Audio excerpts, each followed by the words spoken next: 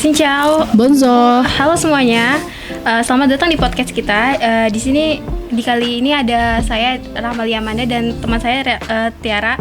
Jadi di sini akan membahas topik tentang ekologi sosial dan kaitannya dengan pembangunan serta korupsi di 3 negara, yaitu Indonesia, Vietnam, dan Prancis. Nah, menarik kan nih, ketiga negara ini tuh punya karakteristik di mana Indonesia dan Vietnam adalah negara berkembang, sementara Prancis itu adalah negara maju.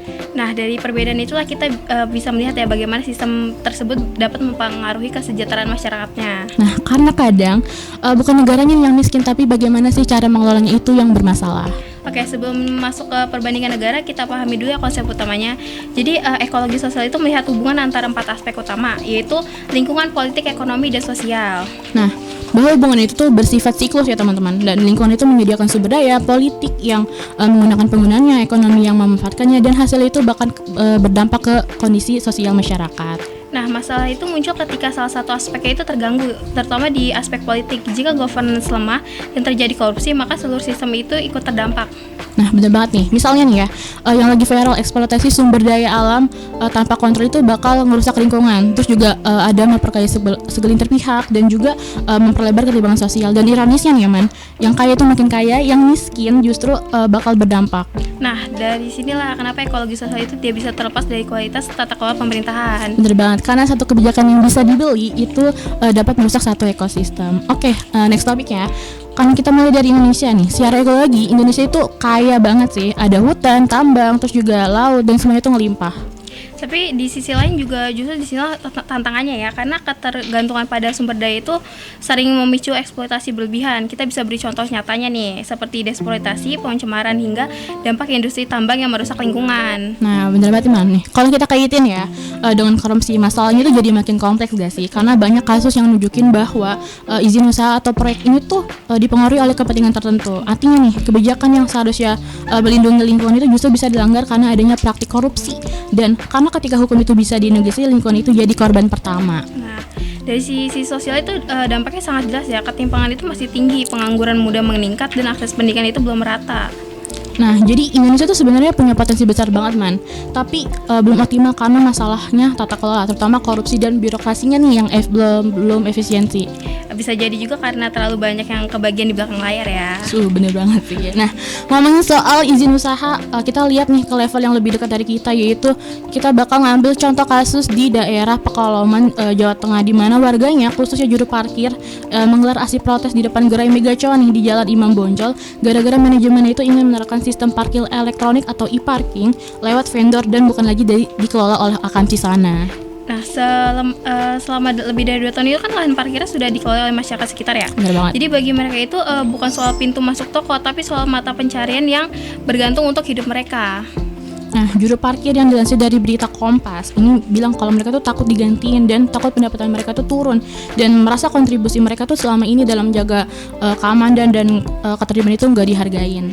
Tapi kan manajemen Megacuan sendiri sudah mengatakan keputusan ini hasil evaluasi kerja selanjutnya dan mereka tuh ingin sistem yang lebih profesional lewat vendor. Nah, mereka itu juga menegaskan vendor itu tetap diminta melibatkan tenaga kerja lokal yang ada di lingkungan tersebut.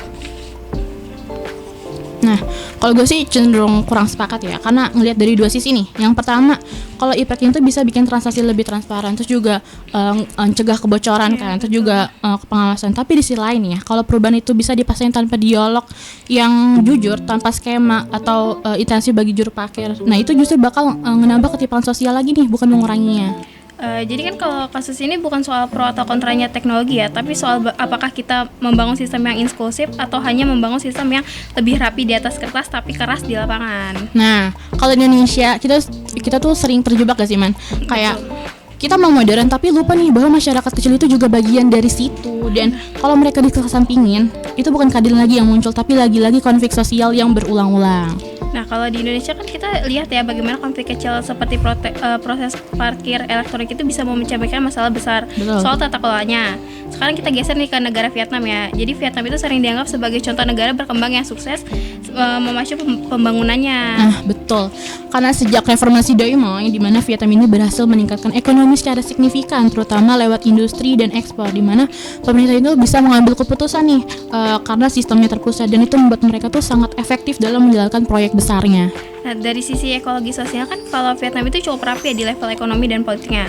Regulasi soal investasi dan infrastruktur itu jelas dan korupsi relatif ditekan dengan menerapkan hukum yang tegas terhadap pejabatnya. Nah, tapi di sisi lain ya, karena sistemnya satu partai nih, Ya. terus juga transparansi dan partisipasi publiknya justru makin lemah dong. Betul. Nah, warga ini tuh nggak punya ruang kritis yang sebesar di negara demokrasi kayak kita. Jadi kalau keputusannya salah dan mereka tuh nggak bisa protes sebebas masyarakat di Indonesia, walaupun di sini pun masih terbatas gak sih, Man? Ya, sekarang kalau kita bicara industri dan polusi di Vietnam itu situasinya cukup serius ya. Di beberapa kota besar tuh seperti Hanoi, udaranya sudah termasuk jajaran paling tercemar di dunia, terutama karena polusi dari lalu lintas, pembangkit listrik dan aktivitas pabrik yang ada di lingkungan tersebut. Nah, bener banget. Karena di Vietnam itu banyak banget pabrik yang masih pakai mesin lama dan minim sistem pengolahan limbah. Jadi pabrik itu ada di zona-zona padat penduduk gak sih? Terus juga akibatnya nih debu halus atau PM 2,5 dan polusi udara ini jadi ancaman serius nih buat kesehatan, dari sesak napas, penyakit jantung sampai kenaikan angka kematian dini di Vietnam. Nah, tapi di sisi lain tuh pemerintah sebenarnya sudah punya rencana nasional untuk mengolah kualitas dan membatasi emisi industri. Bahkan ada target penurunan gas buang dari semen, kimia, pupuk, dan petrokimia. Hanya saja tuh eksekusinya sangat lambat ya, dan banyak pabrik menolak kalau kebijakan itu bakal ngerugiin mereka dan kehilangan profit. Jadi ironis banget ya, karena ketika kualitas udara di Hanoi ini melonjak parah, aparat ini justru meminta pabrik untuk turun produksi sementara, bukan maksa mereka buat beralih ke teknologi yang lebih bersih dan baru. Jadi ini tuh menunjukkan bahwa kebijakan lingkungan itu sering dianggap hambatan kalau bentrok dengan kepentingan industri dan ekonomi. Nah, kalau menurut gue ya, persoalan bukan Vietnam itu boleh industrialisasi atau tidak. Jelas mereka butuh pabrik dan pertumbuhan ekonominya. Tapi cara mereka menangani polusi dan seperti permainan kucing dan tikus, karena pemerintah itu bikin aturan, industri itu menawar, lalu masyarakat yang tinggal di sekitaran sungai yang di sekitaran situ tuh yang menanggung dampaknya. Oke, jadi Vietnam itu seperti negara yang bisa bikin pabrik cepat naik, tapi belum bisa nih bikin standar lingkungan naik dengan kecepatan yang sama. Padahal ya, kalau kualitas udara sama air itu masih buruk, terus juga produktivitas masyarakat itu akan turun dan biaya kesehatan tuh bakal naik dan ketipan sosial itu akan jadi makin besar. Dan ini juga bagian sih dari ekologi sosial yang rusak.